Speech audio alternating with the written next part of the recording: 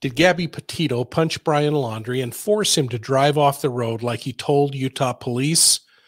Or did she remain quiet over a much bigger problem that happened between the engaged couple?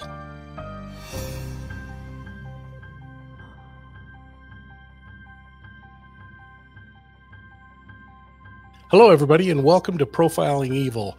I told you this case of missing New Yorker Gabby Petito was going to capture global attention, and boy, has it ever. Let me just lay a little groundwork here. Think back now. Gabby and her fiance, Brian Laundrie of Northport, Florida, have been engaged since June or July of 2020. They announced it on a tour that they were making around the country last year. They left Gabby's mother and stepfather's home in Blue Point, New York on July 2nd after supporting a family event. Gabby's mom and stepdad gave them a little extra money to help them on the trip. Her father said that while he didn't like the idea of them traveling all over and camping, he yielded, knowing that they were adults and that they could make their own decisions. In fairness, though, they provided him with a detailed outline of their itinerary. Well, I've learned some new things that have cleared up some of my questions, and I wanted to talk about that. First is the timeline issue once they hit the state of Utah. They entered Utah and they made their first stop at Zion National Park on July 16th. From there, they would have traveled through Cedar Breaks, Bryce Canyon, Canyonlands, and ultimately over to Moab, Utah on August 12th. That's the area where Arches National Park is. That evening on August 12th, the couple apparently had a big fight on the north end of town at a little grocery store named Moonflower Community Cooperative. That's a really important location, a business that prides itself on providing socially responsible foods and goods. The argument, according to accounts, spilled into the parking lot, causing witnesses to call police. Responding officers were unable to find Gabby and Brian at first, but they learned from the witnesses that Brian had reportedly locked Gabby out of their vehicle. She was screaming at him, thinking that he might drive off without her, and got into the vehicle through another door. Once inside the vehicle, Gabby struck Brian, who pushed her away. And from what I understand, it was more like beating him on the arm for doing what he was doing. The couple then drove off. Police officers located their vehicle driving north from Moab, and they pulled it over about 2.5 miles further up the road, just as they were entering Arches National Park. When Gabby noticed police behind him, she started again slapping Brian's arm, telling him to pull over.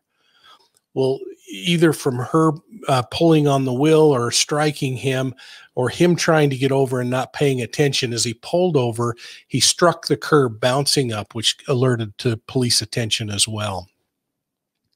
Once out of the vehicle, police separated the couple, who confirmed that they were arguing and that they both were very stressed out. Police convinced the two to separate for the night, with Gabby keeping the van, which incidentally is registered in her name, and Brian staying in a shelter. Now, this is where things get interesting. A lot of people are speculating about a couple that was murdered in the Moab area around the same time. Their names were Crystal Turner and Kylan Schulte, and they were last seen at a Moab tavern on Friday the 13th. Some people have theorized that the homicides of these two women and Gabby's disappearance might be related. I don't know. But let's look at what we do know. We know that Gabby and Brian were separated by police on August 12th, around 9 p.m.-ish. There is no record publicly on where they may have gone during the night or where they actually met up. Now, we know that Brian ended up at a shelter and Gabby took the vehicle and probably slept in it. But again, we don't know what they did after police left the scene and they were separated. We don't know when they met back up in Moab before making their trip back to Salt Lake City, which is about a 5-hour drive northbound. The women's bodies, the women that were murdered, those bodies were discovered on August 18th. Remember, this was August 12th and 13th. So it's really important that we know when they left Moab. Undoubtedly, cell phone data credit card receipts, vehicle GPS data, and the hotel check-in and check-out dates in Salt Lake City are all going to reveal any connections between the two events.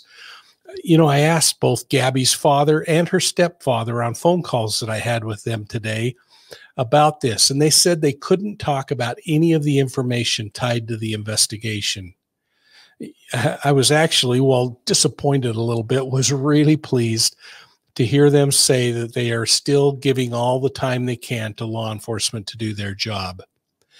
There's some information floating out there that Brian caught a flight from Florida on the 17th and didn't return to get Gabby until the 23rd. The reasons for this flight, if it happened, are unknown. And folks, if you know any information about this, please get it to police. Now, this creates some big questions in the timeline, though. Think back, the murdered women were discovered on August 18th, 5 days after they were last seen by someone. This leaves a big question of, when did Gabby and Brian get back together? Another question, when did Gabby and Brian leave Moab for Salt Lake City? And if it happened, did Brian fly to Florida and back to Utah on the 17th through the 23rd? All really important questions. Now, we know that Gabby's dad bought them some pizza on the night of the 23rd and sent it to their hotel in Salt Lake City, so they know which hotel the couple was in. We also know that Gabby's mom spoke on video chat with Gabby on either the 23rd or 24th in Salt Lake City. And again, we believe in Jackson Hole, Wyoming, as they arrived to visit the Grand Teton National Park. We know that they said they would be making a short trip to Yellowstone National Park, just to the north of Jackson, but then things changed. What we don't know, though, is why did Brian Laundrie leave his fiancée suddenly and fly back to Florida, turn around 5 days later and fly back to Utah? We don't know why Brian Laundrie would leave Wyoming and drive Gabby's van back to Florida alone. What we did learn today from Northport Police is that he arrived on September 1st, 10 or 11 days before the family contacted police. Why on earth weren't they contacted? We don't know why Brian Laundrie wouldn't have called Gabby's loved ones, and the moment the two became separated, a phone call should have been made.